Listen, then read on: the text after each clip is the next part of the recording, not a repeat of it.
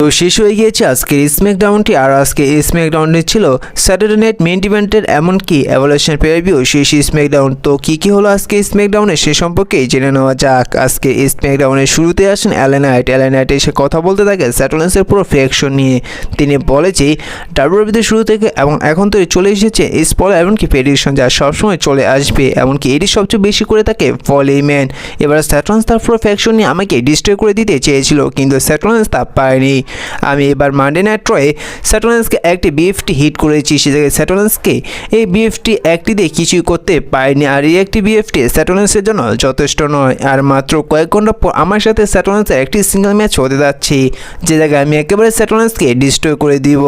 সে জায়গায় স্যাটারলেন্সকে নিয়ে ব্রন ব্রেকারকে নিয়ে ব্রনসেলেটকে নিয়ে এমনকি পল হেইম্যানকে নিয়ে কল আউট করতে থাকেন এলএ নাইট।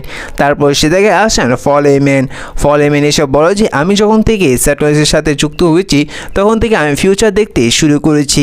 ডাব্লিউডাব্লিউই বর্তমানে ফিউচার হচ্ছে স্যাটারলেন্স, ব্রন ব্রেকার এমনকি ব্রনসেলেট। এলএ নাইট তুমি এখন একটি কাজ করো, সেটি হচ্ছে তুমি এখন এই বিল্ডিং থেকে পালিয়ে যাও, আর নয়তো আমি এখন কল করবো ব্রনসেলেট এবং ব্রন ব্রেকারকে, তারা এসে তোমাকে কিন্তু একেবারে ডিস্ট্রয় করে দিবে। তারপর সে জায়গায় আসতে দেখা যায় সোলো সিকাকে তার পুরো টিমটিকে নিয়ে।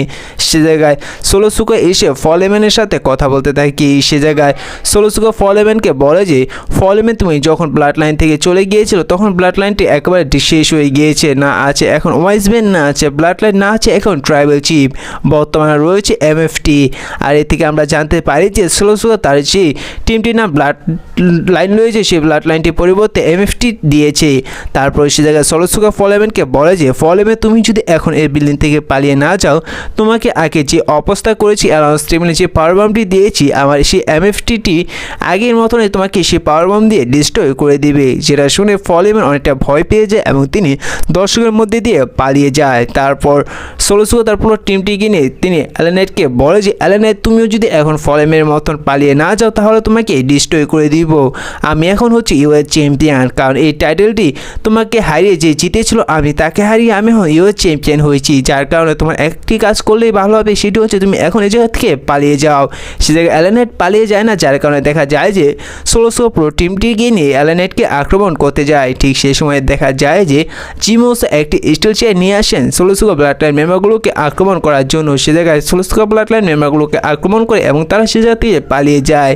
ঠিক সেই সময় নিক অ্যালডিস এসে তিনি অ্যানাউন্সমেন্ট করে যে আজকে স্ম্যাকডাউনের একেবারে মেইন ইভেন্টে Jim Uso LA Knight versus Jeff Cobb এমনকি সোলো সিকার মধ্যে একটি ট্যাগ টিম ম্যাচ দেখা যাবে।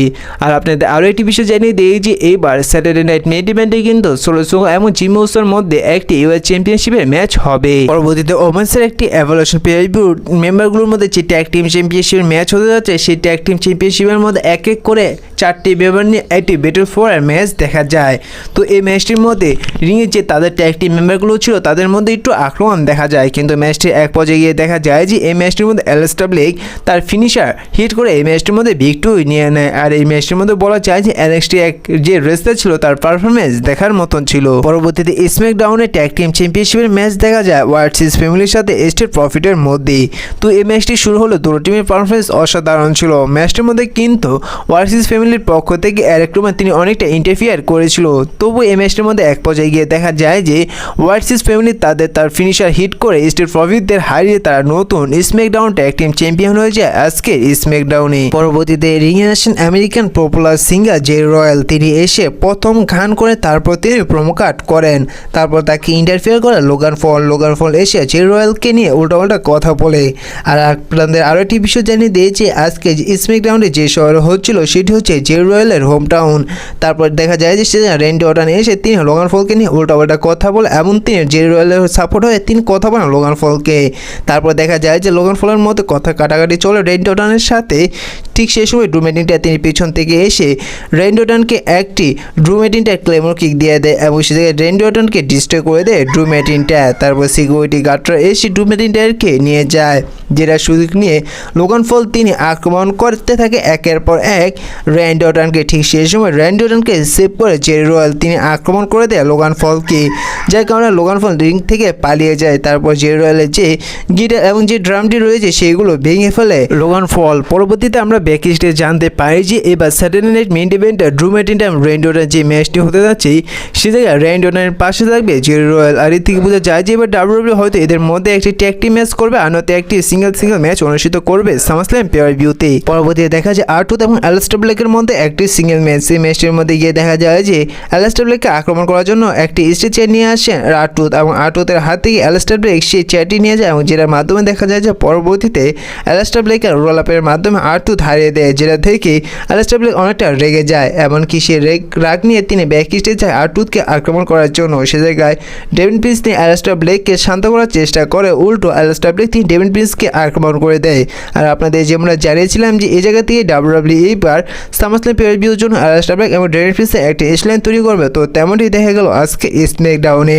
তারপর রিংয়ে আসেন ট্রিশ স্ট্রেটাস এমনকি টিফিনি ট্রেডার্স, তারা এসে একেবারে ফেস টু ফেস হন এবং সে জায়গায় একটা ইন্টারভিউ আসেন।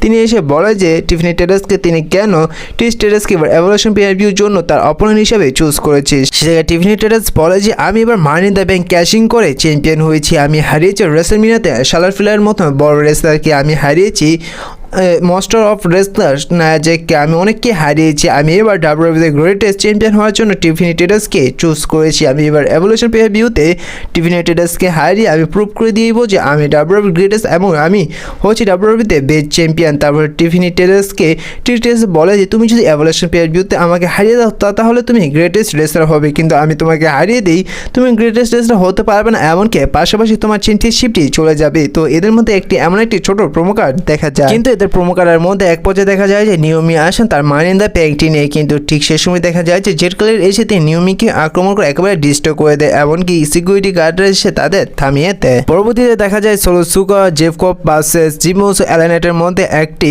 Tag team match. তো ম্যাচটি শুরু হলে তেমন কোনো কিছু দেখা যায়নি। ম্যাচটি এক পর্যায়ে দেখা যায় যে ফল এমেন আসে এলএ নাইটকে ইন্টারফিয়ার করে, এমনকি সে জায়গায় দেখা যায় যে এলএ নাইটকে ডিস্ট্রয় করার চেষ্টা করে, উল্টো এলএ নাইট তাদের ডিস্ট্রয় করে দেয়। এমনকি এই ম্যাচটি এক পর্যায়ে গিয়ে দেখা যায় যে সোলো সুকাকে রোল আপের মাধ্যমে জিমি উসো হারিয়ে দেয় এবং যেটা দেখে অনেকটা রেগে যায় সোলো সুকা এবং তার পুরো ব্লাড লাইন। তারপর সে জায়গায় জিমি উসো তিনি সোলো সুকাকে হারিয়ে দেওয়ার সাথে সাথে তিনি রিং ছেড়ে দর্শকের মধ্যে দিয়ে পালিয়ে যায় এবং সোলো সুকাকে হার দেখে জিমি উসোকে আক্রমণ করতে চায় সোলো সুকার পুরো ব্লাড লাইন মেম্বারগুলোকে নিয়ে। তারপর রিংয়ে থাকে শুধু সোলো সুকা, পিছন থেকে এলএ নাইট এসে তার একটি বিএফটি হিট করে দেয় সোলো সুকাকে, সে জায়গায় সোলো সুকাকে ডিস্ট্রয় করে দেয়। ঠিক সে সময় দেখা যায় যে ব্রন ব্রেকার এসে একটি ভয়ঙ্কর স্পিয়ার দিয়ে দেয় এলএ নাইটকে, এমনকি অপর দিকে দেখা যায় যে ব্রনসের তিনি একটি টপ রোপ থেকে তার ভয়ঙ্কর সুনামি দিয়ে এলএ নাইটকে ডিস্ট্রয় করে দেয়। আজকে স্ম্যাকডাউনে বলা যায় যে ব্রনসের ব্রন ব্রেকার একেবারে ডিস্ট্রয় করে দিল এলএ নাইটকে। এখন দেখলে বিষয় এলএ নাইট তিনি এবার স্যাটারডে নাইট মেইন ইভেন্টে স্যাটেলাইটের সাথে ম্যাচ কেমন পারফরমেন্স দেয়। তো এই ছিল আজকে স্ম্যাকডাউনটি আপনাদের কেমন লাগলো অবশ্যই কমেন্ট করে জানিয়ে দিবেন।